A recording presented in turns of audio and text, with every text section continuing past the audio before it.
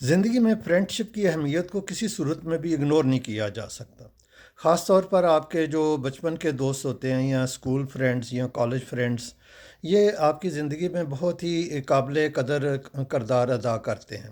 بندہ اگر کسی مشکل میں پھنس جائے تو اس کے دوست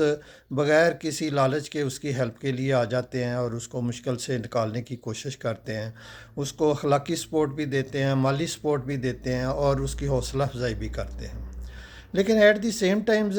یہ بھی ایک فیکٹ ہے کہ ہر انسان جو ہے وہ اپنے 5 دوستوں کی ایوریج ہوتا ہے، یعنی جس قسم کے اس کے 5 قریبی دوست ہوں گے اسی قسم کا وہ خود ہو جائے گا۔ یعنی اگر انسان نے اپنی دوستی کچھ پڑھے لکھے اور اچھے دوستوں کے ساتھ قائم کی ہوئی ہے تو وہ خود بھی ایک اچھا انسان ثابت ہوگا، ایک بااخلاق اور ایک یعنی کہ ذمہ دار شہری کے طور پر سامنے آئے گا۔ لیکن اگر اس کے دوست ہی کچھ نکمے ہیں، کوئی چرسی ہیں، کوئی نشہ کرنے والے ہیں یا کام چور ہیں یا اس طرح کے ہیں، تو پھر اس بات کے زیادہ چانسز ہیں، بلکہ 80-90% چانسز ہیں کہ بندہ خود بھی نشہ کرنا شروع کر دے گا یا چرس پینی شروع کر دے گا۔ اس لیے اپنے دوستوں کا انتخاب انتہائی سوچ سمجھ کر کرنا چاہیے۔ اس سلسلے میں ہمیں قرآن پاک میں بھی کچھ رہنمائی ملتی ہے۔ مثلا سورہ فرقان کی آیت نمبر 27-30 کا مفہوم یہ ہے کہ اس دن یعنی قیامت والے دن ظالم شخص اپنے ہاتھ کاٹ کاٹ کر کھائے گا اور کہے گا کہ کاش میں نے رسول اللہ صلی اللہ علیہ وسلم کا رستہ اختیار کیا ہوتا،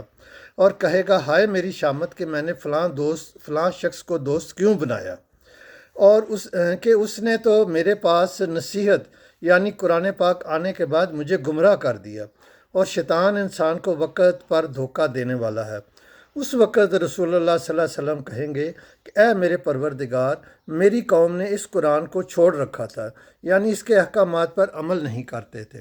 یعنی اس میں بھی ایک پوائنٹ یہ بھی ہے کہ جو دوست ہے نا، وہ اگر آپ کو کامیاب کر دیتا ہے تو آپ کے لیے اچھی بات ہے، لیکن ایسا نہ ہو کہ ہمارے دوست ایسے ہوں کہ قیامت والے دن ہم اس بات کا افسوس ظاہر کریں یا اس بات پر ماتم کریں کہ میں نے اس شخص کو دوست کیوں بنایا تھا۔ تو اس لیے اپنے دوستوں کا انتخاب سوچ سمجھ کر کریں، اور خاص طور پر ایسے دوست ہونے چاہیے جو ہمیں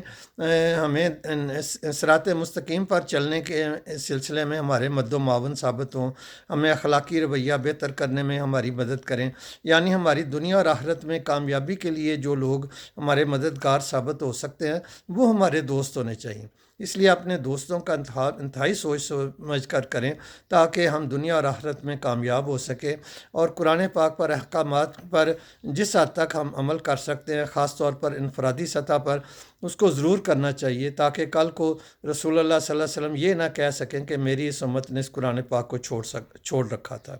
اس لیے آئیے ہم اپنے دوستوں کا انتخاب بھی سوچ سمجھ کر کریں اور اپنی دنیا اور آخرت کو کامیاب بنانے کے بھی بھرپور سعی کریں۔